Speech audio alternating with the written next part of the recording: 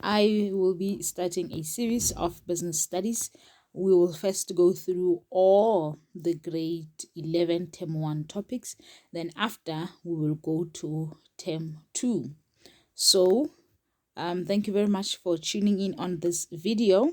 I hope you find it informative and it helps you a lot in your exams this term.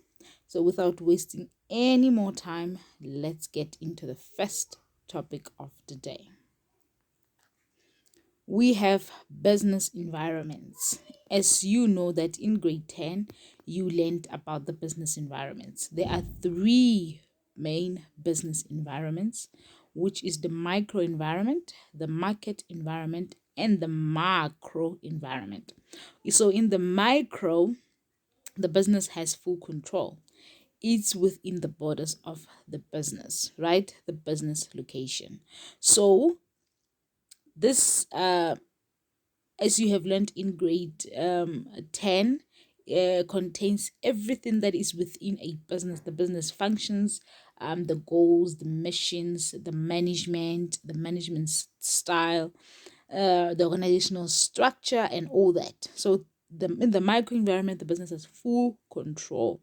It can control every single aspect of that environment. And in the market environment, the business has little control. That's where we deal with competitors, we deal with suppliers, we deal with intermediaries. So you can only have little control over those external factors. But in the macro environment, the business has no control.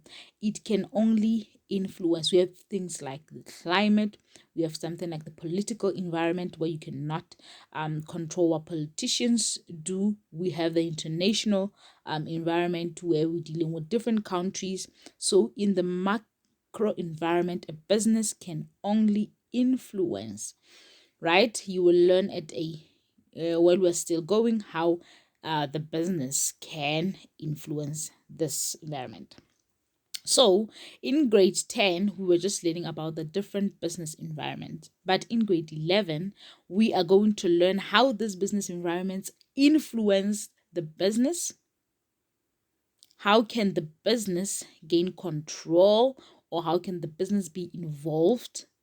And how does this business environment controls the business? What challenges that the business encounter within these three main business environments, right? So the first thing that we'll be dealing with today is the influence on the business environment. What influence does the business have over a business environment? So how businesses can influence this environment. The internal environment consists of micro environment of the business, that is the actual business itself.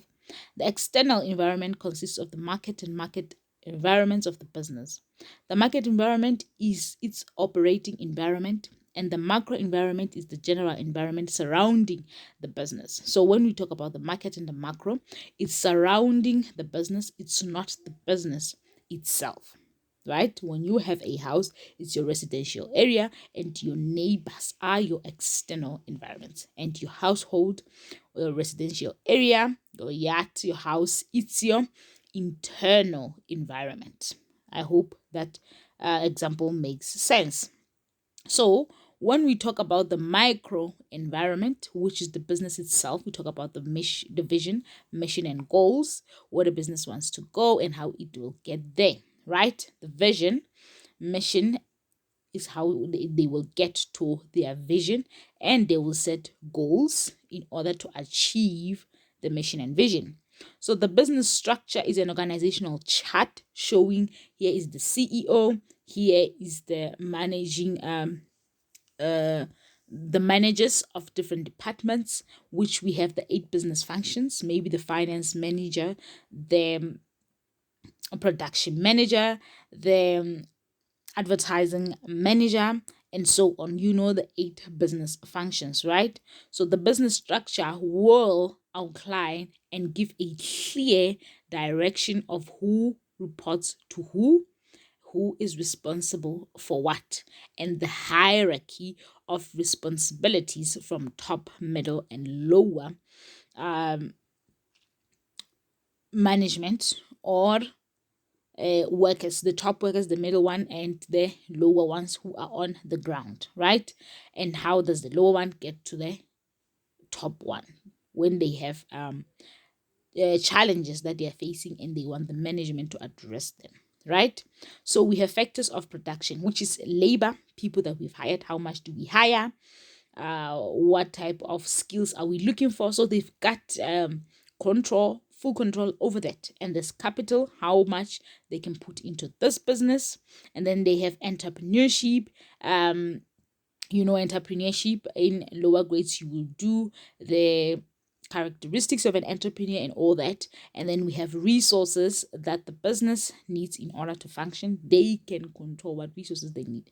So, and then we have business function. The business functions are those 8 business functions that you have been taught and you have been writing about them since the first term.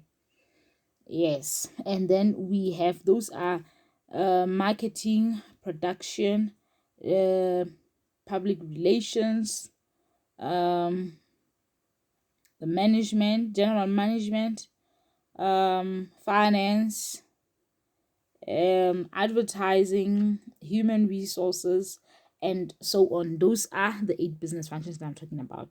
And then the management style is how employees are treated, right?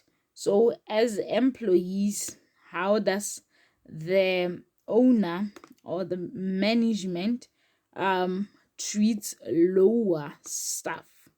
Like how much is that level of staff, depending on their type of work, are involved in the business?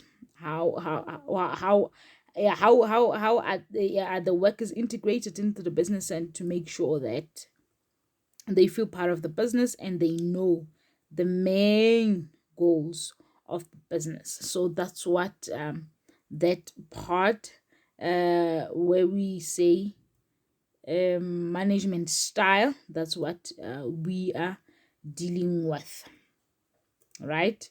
So we also have employees, which are workers. You can control them because you can decide how many workers you want, which skills are you willing to employ, and so on. Then we have business ethics. Business ethics is what is considered good. So in a business, as the business, you can decide as management what are good practices, what is considered right in that business. That's what you decide. So that is the business ethics. So you can control what you consider ethical, which means good and acceptable practices within the business. So you have owners, which is the management, right? That can also be controlled. You have business policies, how the business deals with its affairs.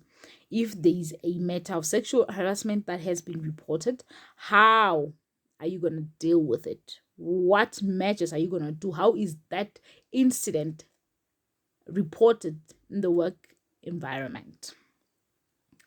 So, how a business controls the micro environment. So this is how a business can get control. This is how, when we say it has full control, this is how it has full control of that environment. So control of the macro environment is achieved by using internal control systems, right? The internal control systems are aimed at enabling management to make sure that objectives of the business are met, make sure that reliable financial statements are prepared, to check that business complies with all applicable laws and regulations. So, an internal control system is where you check everything is operational. I have given people a task. Have they performed that task? So that is an internal control where I go back and assess performance. Internal control is assessing performance, that whatever that you had instructed people to do, they are doing it. So that's how you gain control, because if you can just give instruction and not follow up on them, you do not know what is happening or whatsoever. So by you going back and assessing or monitoring people is, or hiring people to monitor performance in the workplace, make sure that you have reliable financial statements, make sure that the business complies with all applicable laws and regulations, because if you do not check anything, you're not sure people are doing it. So how do you gain control? Is by making sure that you know that that thing is being done, right? Just like when your parents discipline, and they have to make sure that everything that they have told you not to do, you're not doing it. They will be what? Following up on your behavior. Where I have reprimanded this child today, what are they doing throughout the week? So they have to check whether you have changed, you have heard what was said to you or not, so that they may know what is the next step to be taken. So when they ask you, how can a business gain control in the microenvironment, you must say through internal control, because internal control enables the management to make sure that objectives of the business are met, to make sure that reliable financial statements are prepared, to check that the business complies with all applicable laws and regulations. So here are the aspects of internal control. Aspects of internal control are controlling the philosophy and values of the business, right? So when you have internal control in a business, you control the philosophy and values of the business. How are you controlling the values of the business? Making sure that the values of the business are implemented and being practiced within the organization. That's why you have internal control, to make sure that all that you want, it's being exercised. Creating efficient information and communication systems, and through monitoring performance, assessing risk, controlling the activities of the business. So how do you do internal control in a business? This is how you do it: controlling the philosophy and values of the business, creating efficient information and communication systems, monitoring performance, assessing risk, and controlling the activities of the business. That's how you implement internal control in a business. Market environment. Market environment consists of suppliers, competitors, intermediaries, customers, and society, right? So I have included in the brackets what that means, so you can read on that to gain more knowledge, right? So I have written what society, customers, intermediaries, competitors, and suppliers are. Then the next step is how the business can gain control of the market environment. That we have said in the micro, that a business can get control in the micro environment through internal control systems, right? And I showed you how does that impact the business and how do you implement internal controls. So here, the business can gain control in the market environment by being aware of its opportunities and threats, right? That's how you're in control. You know exactly what are your opportunities and what your threats. Opportunities and threats are external, right? Strength and weaknesses are internal. So that's what you have to understand. So opportunities include understanding the customers and their needs. So this is how the business is gaining control, right? It's understanding its opportunities and threats. Opportunities are understanding the customer and their needs, making use of trade discounts, right? Finding cheaper services for suppliers, making use of market research to create higher sales, and then creating a positive public image. Do you see those opportunities? They start with UMFMC. You can write that abbreviation down, and then you remember it into the exam, that you have UMFMC, UMFFC, UMFMC. That's what you have. So that's another way to remember these opportunities, right? You can do that with them. What is inside the microenvironment and all that, and you can remember by these abbreviations. So how the business can get control of the market environment. We're still there. Now we are going to the threats. What are the threats they have to know? Lack of customer loyalty. Customers are not loyal. They can go and leave you, go to the next person who's supplying the best thing, right? So increase in cost of raw material, unrest amongst workers, price wars, and failure to lobby government. So those are your threats. And then the macro environment. Examples of areas of macro environment include the following: physical environment, economic environment, socio-economic environment, legal environment, technological environment, political environment, institutional, governmental environment, international environment. You cannot control technology. There's absolutely no way, right? You can control technology. But you can influence technology by you as a business also investing in creating technologies. You cannot control the legal environments, but what can you do? You can engage in discussion to make legal environments more accessible or more open to businesses, that they may recognize businesses, right? Through engagements, through that's how you can just gain control. You cannot gain control over the physical environment of how the structure of the earth is and all that, but you can get into discussions. Let's move. Ways a business can be involved in the macro environment. Here we are. Collective bargaining or lobbying to improve working condition or change government regulations. That's number one. Collective bargaining or lobbying to improve working conditions. So we get into discussions with government on how they can best help us as businesses to work better and more efficiently. Private public partnerships such as crime watches or social upliftment. So you can be involved in the society to make sure that we stop crime or whatever you as a business can come up with and do an initiative in a community which you operate in. So privately owned services for the community or country such as schools or water supply. So again, you can help in you can create privately owned services for the community. So you can build a school or anything that can help, a rehabilitation center or whatever, so that you can be involved as well in preventing all sorts of crimes or all sorts of bad things, to be creating a rehabilitation center whereby you are taking criminals there and trying to also do something new as a business to make sure that you reduce crime because it affects you. Job creation, you can create jobs and put people in working place so that you can also influence the macro environment.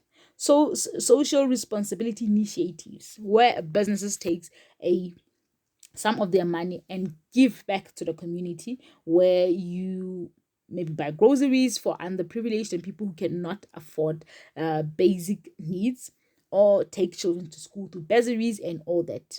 So that is how is social responsibility, or fix a road in a certain town because it's not in a good state.